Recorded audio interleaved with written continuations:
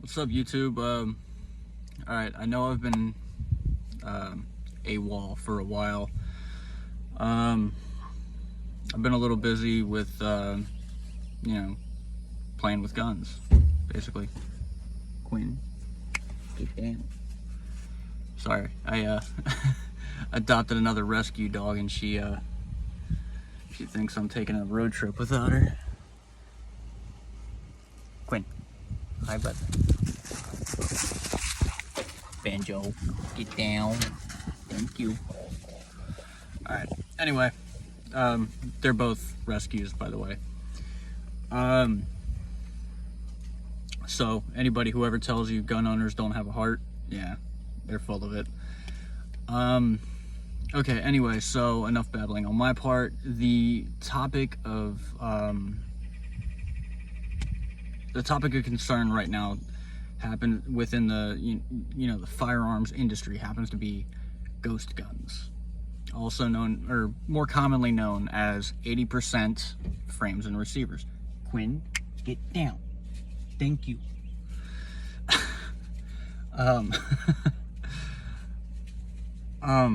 Now, what is an 80% receiver? What is an 80% frame? Well, receivers, you're generally talking about AR-15s. It essentially means that it's a hunk of metal that is almost to the point of being a firearm, but is not yet legally close enough to meet the definition of a firearm.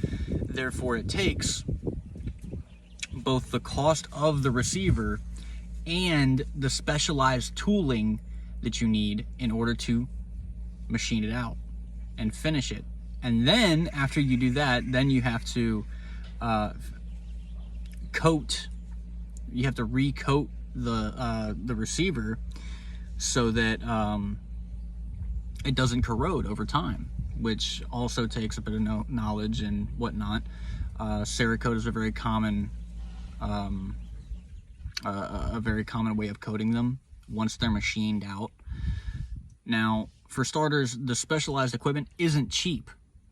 I mean, just the jig itself is, they sell online for, $200 or $300 for a decent one, and a cheap one is like $150, $180. So, and then you still have to pay for the rest of the gun. It doesn't make any sense. You're still going to pay the $600, $800 for the rest of the build kit on top of the jig, the necessary machinery to use the jig, and the receiver. Doesn't make any sense. Now, as far as frames go, when you're speaking frames, you're generally speaking Glock and SIG variants. It's just an aftermarket frame for your gun. That's all it is. Because guess what? You still need the build kit. Which, I mean, yes, the frames right now are running about $130, $160, in between that range, depending on where you find them, what size frame you're looking at, yada, yada, yada. But then you still need the rest of the build kit, which is at least $400, which brings your end total after shipping to around $600 for a build kit. And then you have to use the specialized tooling and machinery in order to finish the frame and turn it into a functional firearm. And then you have to go function check it. And a lot of times these builds, they're not out the box. You build them, put them together, like you mill them out, you drill them out, you take them out to the range, slap the thing together and go pop, pop, pop. There's a lot of R&D that goes into it. You have to find out which parts work together and which ones don't like each other. All right. Now, like I said, I've been playing with guns. I've been teaching myself how to Cerakote. That how-to video is coming soon. Probably the next one I get in. I've just been doing friends' guns for free for right now. Like, they buy the coating and I just kind of do their stuff. And if I already have the coating, then I just, whatever. I do it because I enjoy it. I also do it for myself. Now, as far as that goes, this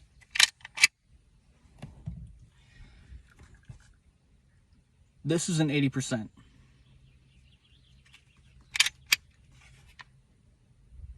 Okay, it's unloaded, it's safe, right? This is an 80% Glock. This is a Glock 17 with an aftermarket frame on it. One of the main benefits to the aftermarket frame is the grip angle. Okay? Glocks have a very much more steep grip angle this way.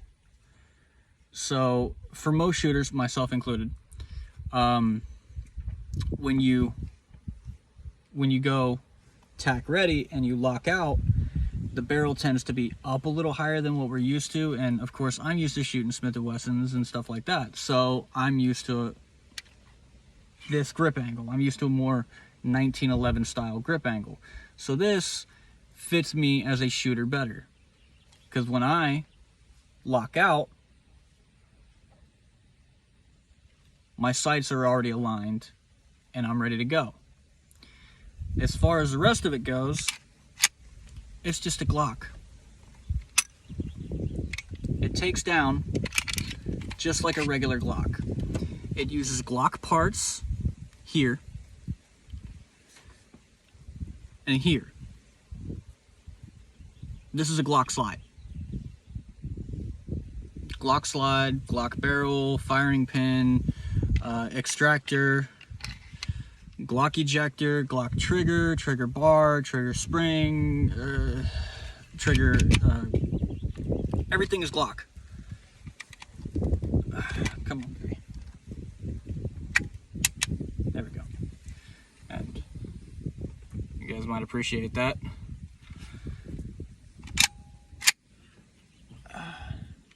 Now, all things considered, I really do love this gun. I took my time with it, and I put a lot of love and care into it. And it really is a good shooter. I love this gun. I've already ran about 100 rounds through it since building and coating. And, well, let me just show that off a little bit. Over here it says, well, I don't know if you can see it on the camera. It says chimichangas right here. It says F word right here. It says tacos. Of course, you saw the Deadpool head here. I wanted to get Where's Francis right here, but I couldn't. I couldn't get the. I could not get the stencil to stick. Okay, so back to the 80%. The main reason people are so worried about them is because they don't come serialized. That's because you have to build them yourself. You literally have to finish the firearm into a working, functioning firearm yourself. Otherwise, it's just a hunk of plastic, or in the case of an AR-15 receiver, a hunk of metal. God, I love this gun. That being said, they do sell 100%, as in already finished from the factory, polymer 80 frames and stuff like that, but they're serialized and you have to go through a background check. But the point I'm really trying to drive home here is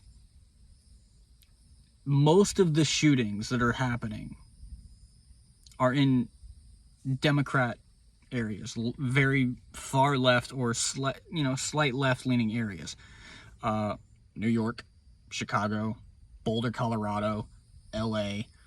This is where you're going to find a lot of gun crime at. Gangs. They're not going to take $600, $700, $800 of their money and go buy one of these untraceable ghost guns and then take the time necessary, and get the necessary tooling for it, and then take the time necessary to build it out and then function test it and then go shoot up somebody's car or house or whatever that they don't like. No, they're gonna go right down the street in the hood. They're gonna go see whoever the got a local hot gun for sale for 50 or 200 bucks or whatever the number is, and they're gonna go buy that. It's a lot cheaper, it's a lot easier. All they have to do, they know it works, all they have to do is just slam ammo in it and pop, pop, pop. These guns are already hot. They're stolen, they've been used in other homicides.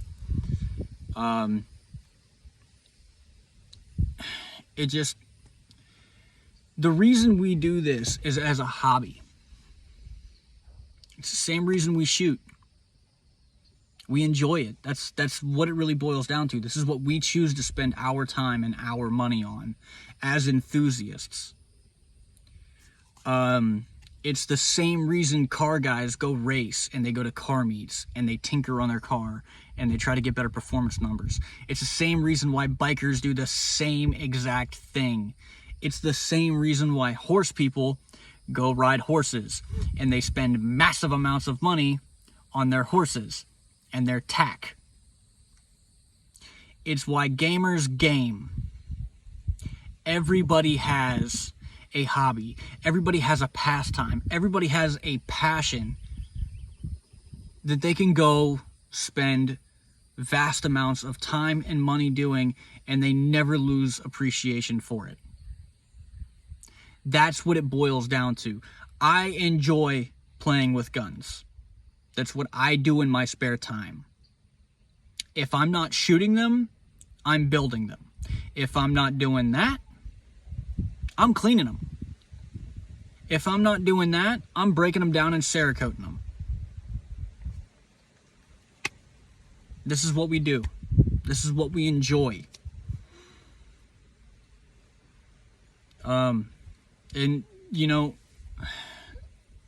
if you look up the statistics for how often a ghost gun is used in a violent crime as opposed to a, I don't know, defensive situation, it's infinitesimal. It is infinitesimal.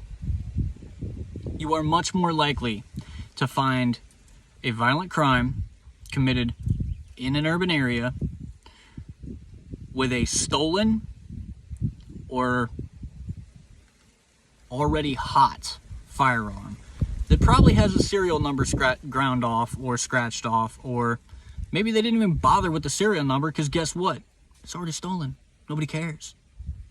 It's the same charge if you get caught with a stolen weapon as with a weapon with the serial number ground off. It's still a felony, and they don't care because they're out there fighting a war of their own creation. And too many of them, I don't want to generalize here, but I think that too many of these gangsters, no matter race, religion, creed, yada, yada, yada, I think they're kind of forced into the situation they're in, and then they just can't seem to find their way out of it. And because of that, it just snowballs into what we have today.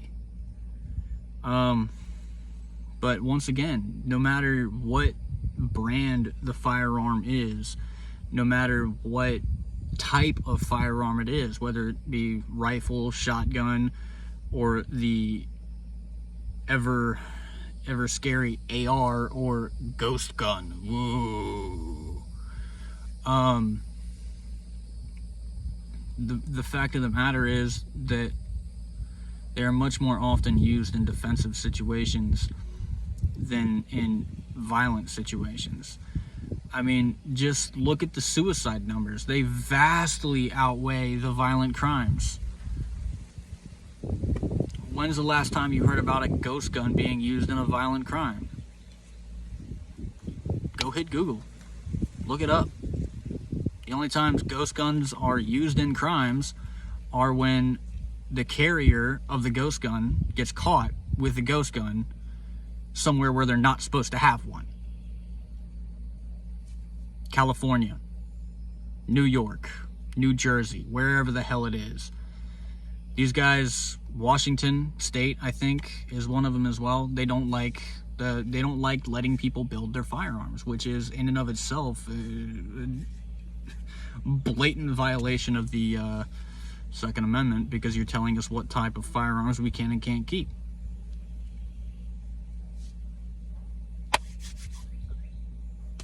I mean, infringement The action of limiting, undermining, or restricting something. It kind of, yeah.